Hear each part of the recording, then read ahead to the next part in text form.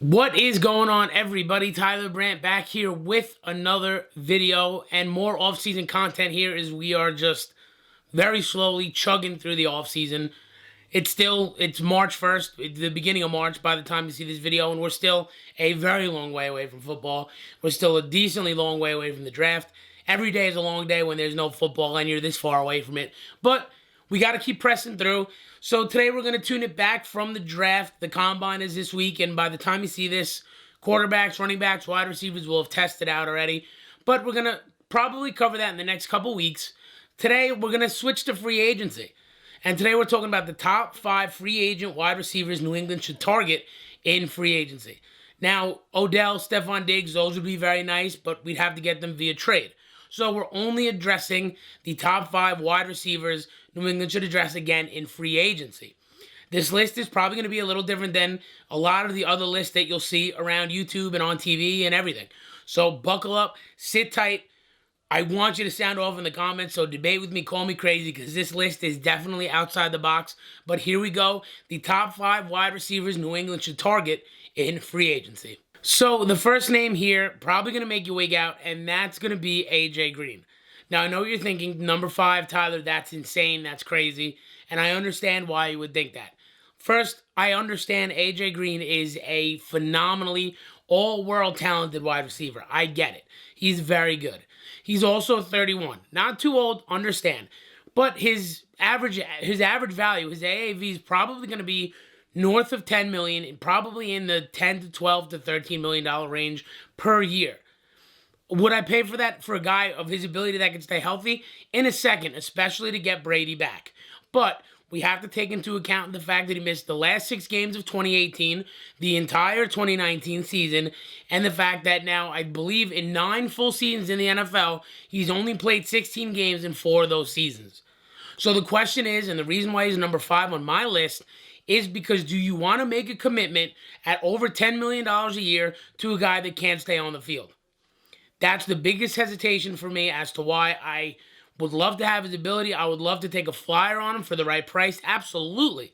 But I can't. If I was a general manager, if I was signing guys, I'm not going to give you 10, 11, 12, 13 million for a guy that can't stay on the field, especially at the wide receiver position.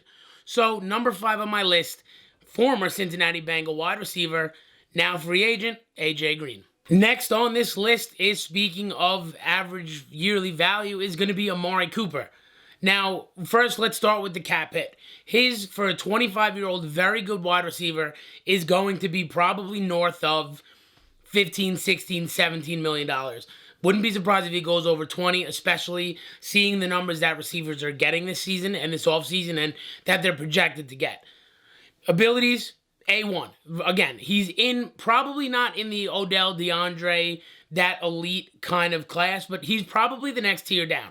He is a very, very good wide receiver.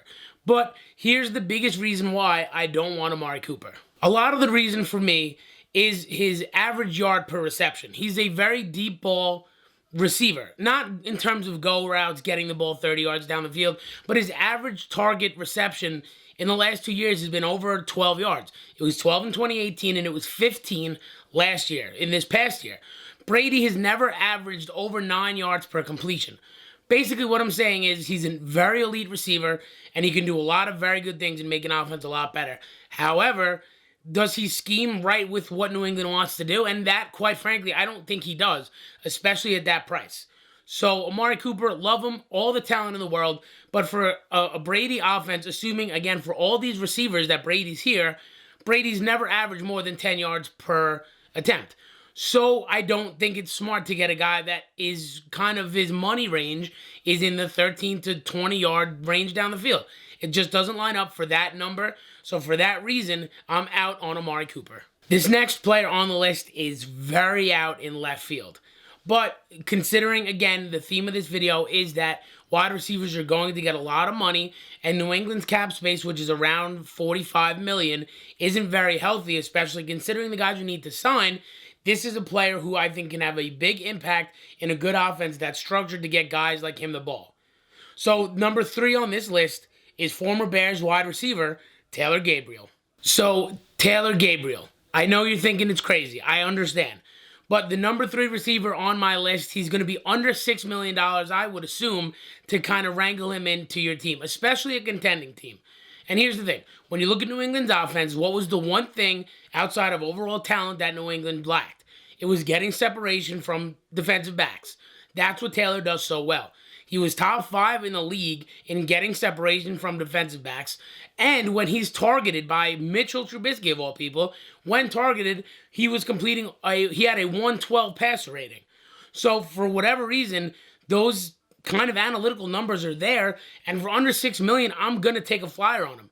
And the last time that he was really, when he got that big deal, leaving Atlanta, which was with the Mike Shanahan offense, he had over 600 yards receiving and 7 touchdowns, and he had a couple carries in the run game.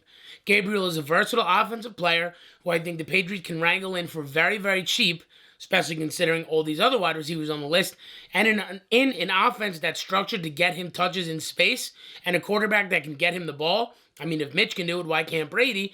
Then sign me up for Taylor Gabriel, cheap, under-the-radar signing that I think has very, very big implications for this offense. All right, so the number 2 wide receiver, as you probably think we're headed into crazy town after Taylor Gabriel, the number 2 wide receiver on my list is the former Philadelphia Eagles wide receiver, at least as of right now, Nelson Agholor. We was catching him, unlike Aguilar and his mishaps. I like to put that out there. Now, I know what you're thinking. At least if you didn't think I was crazy after I said Taylor Gabriel, I know Agholor gets a bad rep from Philly fans who are probably the toughest fans on the planet. And yeah, he dropped a few big balls. I also understand that, especially the Carson Wentz throw early in the season in the back of the end zone. I get it. I understand. Here's the thing. We put up with Mohamed Sanu for half a season. He dropped a ton of big balls, and he cost a second-round pick that New England's probably not going to get back. Agholor shouldn't cost that kind of value. I think his AAV is going to be under $10 million. His ceiling, I think, on a contract is probably going to be $10 million. And here's why I like Agholor. He is a perfect intermediate range passer. He's not an absolute burner. He runs a good route tree. He is a yak god. Maybe not a yak god, but he's a very good yard after catch runner. He averaged, I think, almost 9 yards after the catch per target. So sign me up for that. That's kind of one of Edelman's strengths, is getting in those little windows and finding little areas to turn 7, 8-yard gains into 11, 12, 13. And I think Agholor does just that.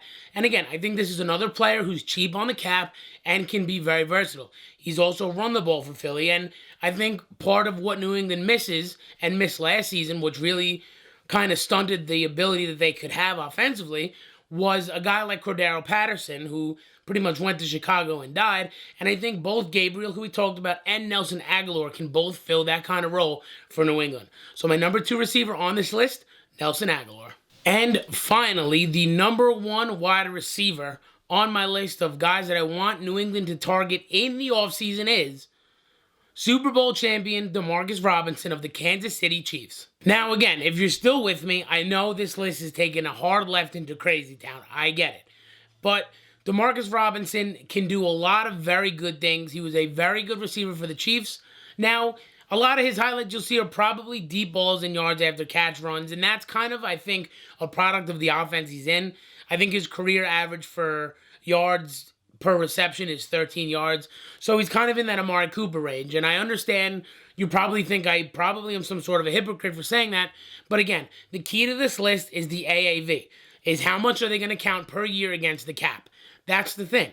I think DeMarcus Robinson can get around 11 million tops, which is that a lot considering the Patriots cap consideration? It might be, especially with who they're probably going to have to pay.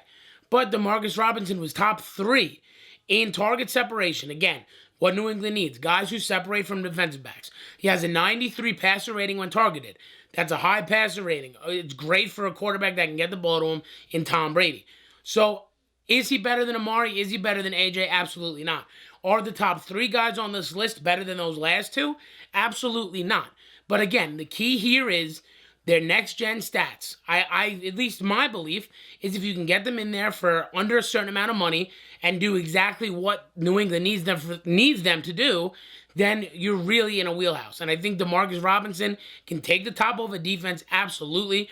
I don't think he's a Tyreek Hill or a burner in that kind of a sense, but I think he takes the top of a defense. He is a threat in the vertical passing game, and he does a lot of good things for a guy who you can get on your team for under $12 million a year at the wide receiver position. Not only that, he had 500 yards in a Kansas City offense in which he was a fringe fourth receiver with Mecole Hardman there. So DeMarcus Robinson, a lot of talent, a lot of speed in that body, and I would love for him to be a part of the New England Patriots. So again, all these receivers here, we have to assume are going to be the receivers for Tom Brady.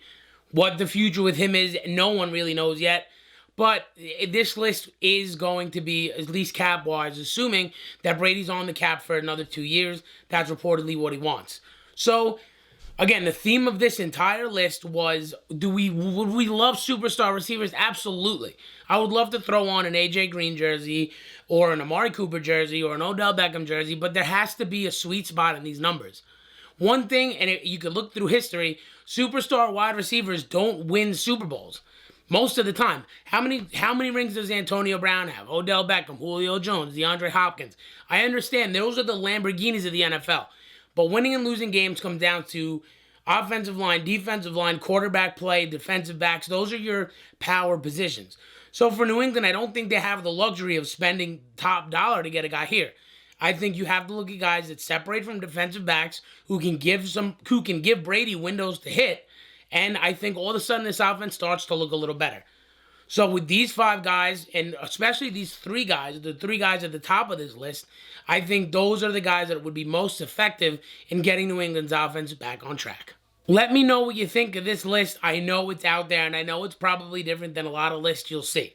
But, again, let me know how you feel. Sound off in the comments. Get at me on Twitter, @TheTylerBrant. Let me know what you think of this list. Call me crazy. I'd love to debate with you. And that's about it for this video. So, I'll catch you on the next one. Remember, again, follow me on socials, Instagram, Twitter, sound off. And until next time, I'm Tyler Brandt, signing out.